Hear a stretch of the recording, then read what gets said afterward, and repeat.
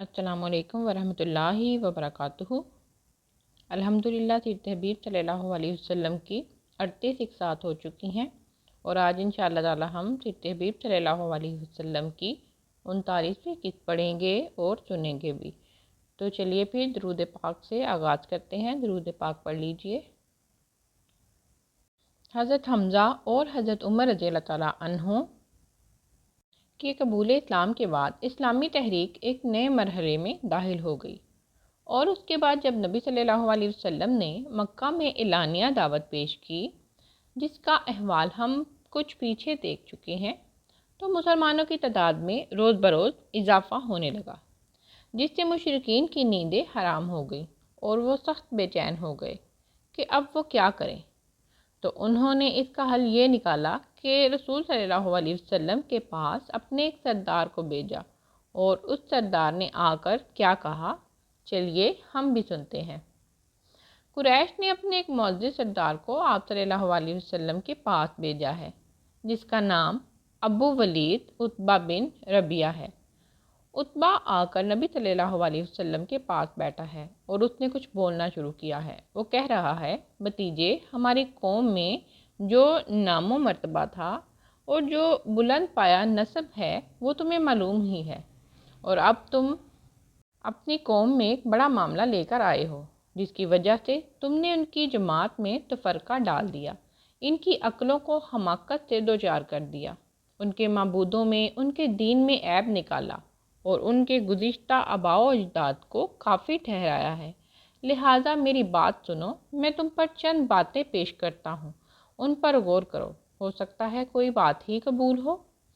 رسول صلی اللہ علیہ وسلم نے فرمایا، ابو ولید کہو، میں سنتا ہوں۔ اس نے کہا، بھتیجے، جو معاملہ تم لے کر آئے ہو، اگر اس سے تم یہ چاہتے ہو کہ مال حاصل کرو تو ہم تمہارے لیے اتنا مال جمع کر دیتے ہیں کہ ہم میں سب سے زیادہ مالدار تم ہو جاؤ گے۔ تم اگر یہ چاہتے ہو کہ اعزاز و مقام حاصل کر لو تو ہم تمہیں اپنا سردار بنا دیتے ہیں، حتیٰ کہ تمہارے سوا ہم کسی معاملے کا فیصلہ نہیں کریں گے۔ اگر تم یہ چاہتے ہو کہ بادشاہ بن جاؤ تو ہم تمہیں اپنا بادشاہ بنا دیتے ہیں، اور اگر تمہارے پاس آنے والا کوئی جین بوت ہے جسے تم دیکھتے ہو مگر اپنے سے دور نہیں کر سکتے، تو ہم اس کے لیے تمہارا علاج تلاش کر دیتے ہیں، اس پر ہم اپنا مال خرچ کرنے کو تیار ہیں، حتیٰ کہ تم شفایاب ہو جاؤ گے، کیونکہ بعض اوقات ایسا ہوتا ہے کہ جن بوت انسان پر غالب آ جاتا ہے، جس کا علاج بہرحال کروانا ہی پڑتا ہے۔ رسول اللہ صلی اللہ علیہ وسلم یہ باتیں سنتے رہے، اور جب وہ فارغ ہو چکا تو آپ صلی اللہ علیہ وسلم نے فرمایا، ابو ولید، تم فارغ ہو گئے؟ اس نے کہا، ہاں۔ آپ صلی اللہ علیہ وسلم نے فرمایا، اچھا، اب میری بات سنو۔ اس نے کہا، ٹھیک ہے، سنتا ہوں۔ آپ صلی اللہ علیہ وسلم نے فرمایا، حامیم تنزیل من الرحمن الرحیم۔ حامیم وسیع رحمت والے، رحم کرنے والے کی جانب سے اتارا ہوا ہے۔ آپ صلی اللہ علیہ وسلم سورہ فصلت کی اس کے سامنے تلاوت فرما رہے تھے۔ رسول اللہ صلی اللہ علیہ وسلم پڑھتے جا رہے تھے، اور عتبہ اپنے دونوں ہاتھ پیچھے زمین کی طرف ٹیکے چپ چاپ سنتا جا رہا تھا۔ سجدے کی آیت پر پہنچ کر آپ صلی اللہ علیہ وسلم نے سجدہ کیا۔ اس کے بعد فرمایا، ابو ولید، تمہیں جو سننا تھا وہ سن چکے ہو، اور اب تم جا سکتے ہو۔ ایک اور روایت میں ہے کہ جب نبی صلی اللہ علیہ وسلم اس آیت پر پہنچے، جس کا ترجمہ یہ ہے کہ اگر وہ منہ موڑیں تو آپ کہہ دیں کہ میں نے تمہیں عاد اور سمود پر اچانک ٹوٹ پڑنے والے عذاب جیسے عذاب سے ڈرا دیا ہے، تو عتبہ نے آپ صلی اللہ علیہ وسلم کے منہ پر ہاتھ رکھ دیا، اور آپ صلی اللہ علیہ وسلم کو اللہ تعالیٰ اور رشتہ داری کی قسمیں دینے لگا۔ وہ ڈر گیا تھا کہ کہیں اس پر بجلی کا عذاب نازل نہ ہو جائے، کیونکہ وہ جانتا تھا کہ نبی صلی اللہ علیہ وسلم سچے ہیں۔ عتبہ وہاں سے اٹھ کر سیدھا اپنے ساتھیوں کے پاس آ گیا۔ اسے آتا دیکھ کر مشرکین نے آپس میں ایک دوسرے سے کہا، خدا کی قسم، ابو ولید تمہارے پاس وہ چہرہ لے کر نہیں آ رہا جو چہرہ وہ لے کر گیا تھا۔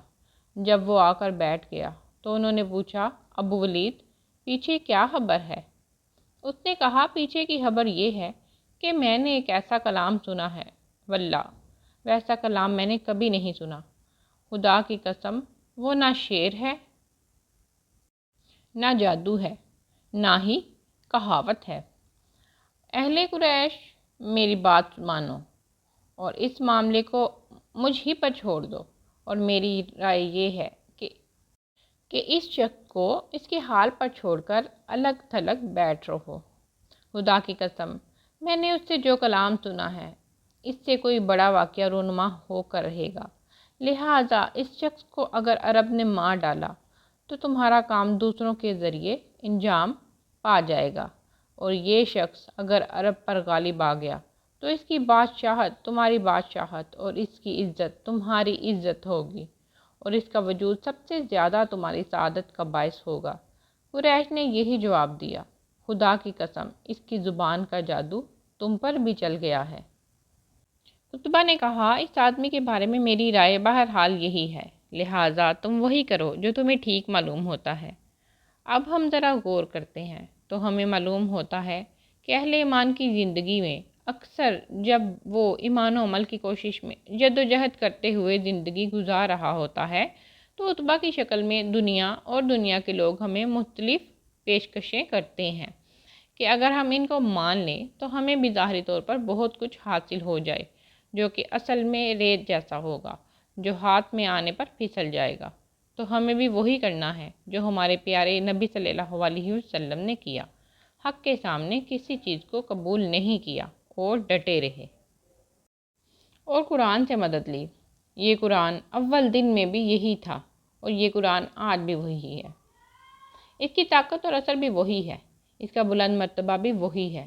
تو ہمیں اس قرآن کو ہمیشہ تھامنا ہے اور اس سنت کو جو پیارے نبی صلی اللہ علیہ وسلم نے اپنائی۔ یاد رہے کہ ہم وقت کے اس عرصے میں موجود ہیں جب اسلامی تحریک کی جد و جہد باقاعدہ شروع ہو چکی ہے۔ سامنے والے اب اس تحریک کا اثر محسوس کرنے لگے ہیں اور اسے روکنے کے لیے بھرپور کوششیں۔ آگے کیا ہوا اگلی قسط میں ملاحظہ فرمائیے، جاری ہے۔ درود پاک پڑھ لیجئے۔ السلام علیکم ورحمۃ اللہ وبرکاتہ۔